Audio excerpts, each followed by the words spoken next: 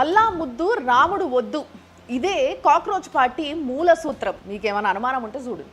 जय श्री राम बोलेंगे, मैंने बोला बोलो भाई, मैं जय संविधान बोलूंगा. बस नाम रहेगा अल्लाह का.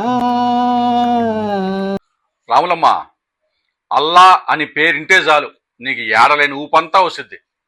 గాంధీ గారు ఆ రోజుల్లో ఈశ్వరు అల్లా తేరోనామని ఆ రోజుల్లో అన్నారు కాబట్టి సరిపోయింది. కానీ ఈ రోజుల్లో అదే మాట ఉంటే కనుక మీరు ఆయన్ని కూడా టుకుడే గ్యాంగ్ అని, యాంటీ నేషనలిస్ట్ అని, దేశద్రోహం అని గాంధీ గారిని కూడా అదే ముద్ర వేసేవాళ్ళు.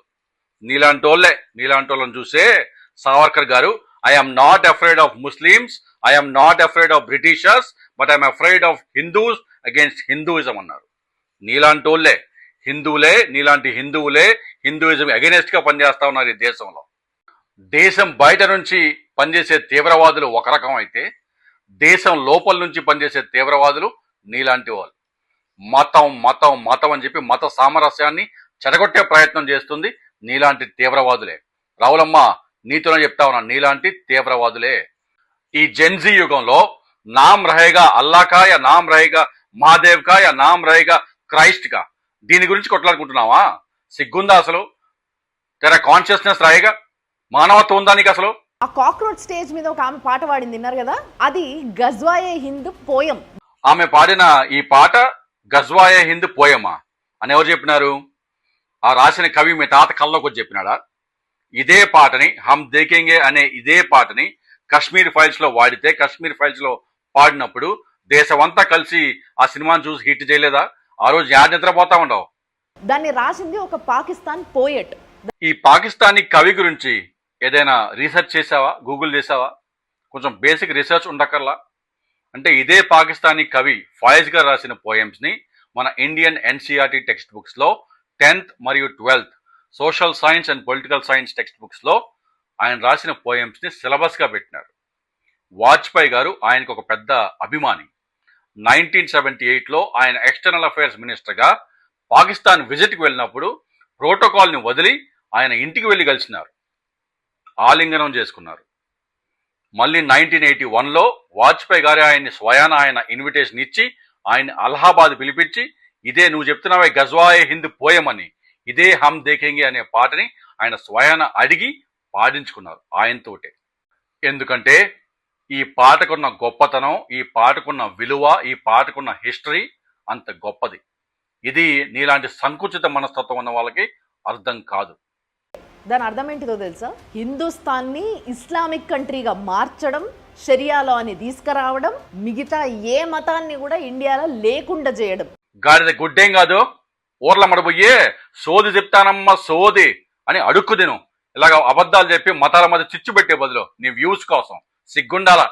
ఈ పాటని 1979లో ఫైజ్ అనే ఒక ఉర్దూ కవి అప్పటి పాకిస్తానీ ప్రెసిడెంట్ జియా ఉల్ ఖాన్ కి వ్యతిరేకంగా, ఆయన చేస్తున్న నియంత పాలనకి వ్యతిరేకంగా, నిరసనగా, అంటే ఆయన ఒక మార్షల్ లాని ఆ దేశంలో ఇంపోజ్ చేసి ప్రజలకు ఒక మానవ హక్కులు లేకుండా చేస్తుంటే ఆయన ఎన్నో కఠినమైన ఆంక్షలు విధిస్తే దానికి వ్యతిరేకంగా ఆయన రాసిన పాట ఇది.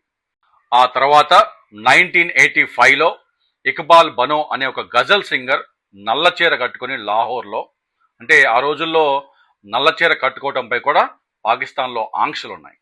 ఆ ఆంక్షల్ని బ్రేక్ చేస్తూ ఆమె ఒక నల్లచీర కట్టుకొని 50,000 మంది ముందు ఆ పాట పాడితే 50,000 మంది కూడా ఆమెతో పాటు ఇన్కలాబ్ జిందాబాద్ అని అరుస్తూ ఆమెతో పాటు ఆ గవర్నమెంట్ మీద ఉన్న నిరసన తెలియజేస్తూ, ఆ గవర్నమెంట్ మీద ఆ నియంత పాలనకు వ్యతిరేకంగా ఈ పాటను ఆమెతో పాటు పాడారు.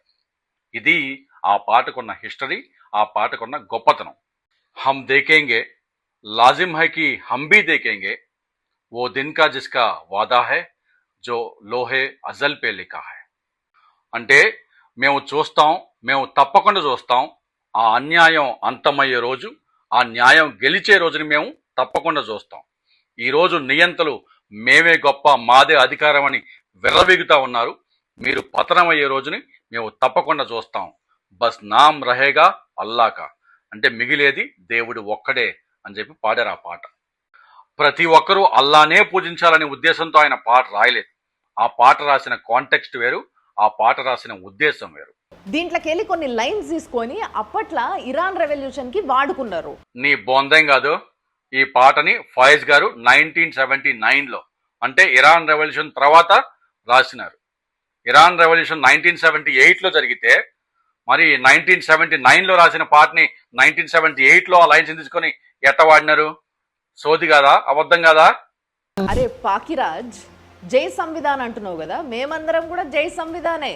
కానీ ఆ జై సంవిధాన్ కూడా జై శ్రీరామ్ అంటది. కాన్స్టిట్యూషన్ ఒరిజినల్ వర్షన్ చూడరా, దాంట్లో 3rd చాప్టర్ ఫండమెంటల్ రైట్స్ అని ఉంటది. దానిపైన వేసిన పెయింటింగ్ ని చూడరా పాకి. నీకు ప్రకాష్ రాజ్ గారు పాకీరాజ్ అయినప్పుడు మన సంవిధానం గురించి మన రాజ్యాంగం గురించి సగం నిజమే చెప్తూ మతాల మధ్య చిచ్చు పెట్టాలనుకునే ప్రయత్నం చేస్తున్న నిన్ను రా ముండలమ్మ అనటంలో తప్పేం లేదు. రా ముండలమ్మ. స్థానంలో అయోధ్యకి తిరిగి వస్తున్న పెయింటింగ్ అది. అధర్మం మీద ధర్మం గెలిచొచ్చినందుకు దాని ప్రతీకగా ఆ ఆర్ట్ని వేసిండ్రు. ఇది శ్రీ బాబాసాహెబ్ అంబేద్కర్ గారు రాసిన రాజ్యాంగంలోనే ఉందిరా పాకిరాజ్. వాట్సాప్ యూనివర్సిటీ ఫార్వర్డ్స్ చదివి మన రాజ్యాంగాన్ని సగం సగమే చెప్తూ మతాలను రెచ్చగొడుతూ బాబాసాహెబ్ గారిని అవమానిస్తే, రాజ్యాంగాన్ని అవమానిస్తే ప్రజలు నీ మూతి పళ్ళు రాలగొడతారు. జాగ్రత్త. 1947లో మన దేశానికి స్వాతంత్రం వచ్చిన తర్వాత ఆ సమయంలో ఉన్న నాయకులు మన దేశం యొక్క ఫస్ట్ ఫౌండింగ్ డాక్యుమెంట్ అంటే మన రాజ్యాంగం అనేది మన దేశం కొత్తగా ఏర్పడిన మన దేశానికి ఒక ఫస్ట్ డాక్యుమెంట్. అది కేవలం ఒక లీగల్ డాక్యుమెంట్గా కాకుండా చాలా అందంగా అద్భుతంగా తయారు చేయాలని నిర్ణయించుకున్నారు. మన దేశపు రాజ్యాంగాన్ని అందంగా పెయింటింగ్స్ తోటి అలంకరించాలని చెప్పి నిర్ణయించుకున్నారు. ఆ సమయంలో మన దేశంలో ప్రముఖమైన ఆర్టిస్టు నందలాల్ బోస్ గారు మరియు ఆయన స్టూడెంట్స్ మన రాజ్యాంగాన్ని అందంగా పెయింటింగ్స్తో అలంకరించారు.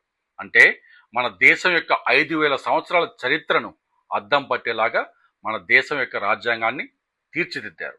అంటే మన ఇండస్ వ్యాలీ సివిలైజేషన్ దగ్గర నుంచి, మన వేదిక్ లైఫ్ రామాయణ్ మహాభారతం దగ్గర నుంచి, బౌద్ధుడు, మహావీరుడు, అశోక, అక్బర్, మొఘలులు, శివాజీ మహారాజ్, గురు గోబింద్ సింగ్, మహాత్మా గాంధీ, సుభాష్ చంద్రబోస్ దాకా ప్రతి ఒక్కటి పెయింటింగ్ రూపంలో అందంగా అలంకరించారు. మరి ఇన్ని విషయాలు ఉంటే కేవలం రామాయణం గురించే ఉందని చెప్పి చెప్పటం సగం నిజం కదా? మన దేశాన్ని కాపాడే రాజ్యాంగం గురించి సగం నిజమే చెప్తూ నీ వ్యూస్ కోసం, నీ స్వలాభం కొరకు పిచ్చి పిచ్చిగా మాట్లాడితే నీ ఈపు విమానం మోత మోగిపోద్ది. ఎందుకంటే రా ముండలమ్మ, మీరంతా మీ గుంపును చూసావు, మీరంతా ఈ దేశాన్ని పట్టి పీడిస్తున్న రావణులు. రావణుడు కూడా అచ్చం మీలాగనే హిందువుల వేషంలో కాషాయ బట్టలు వేసుకొని సీతమ్మ వారిని తీసుకెళ్ళిపోయినాడు. మీరు కూడా హిందువులుగా ఉంటూ మన దేశాన్ని పట్టి పీడిస్తూ ఉన్నారు. మీ మత పిచ్చితోటి హిందువుల్ని మతాల పేరుతోటి విడదీస్తూ ఉన్నారు. ఇంక చూశారులేగా నువ్వు నీ సంబడం.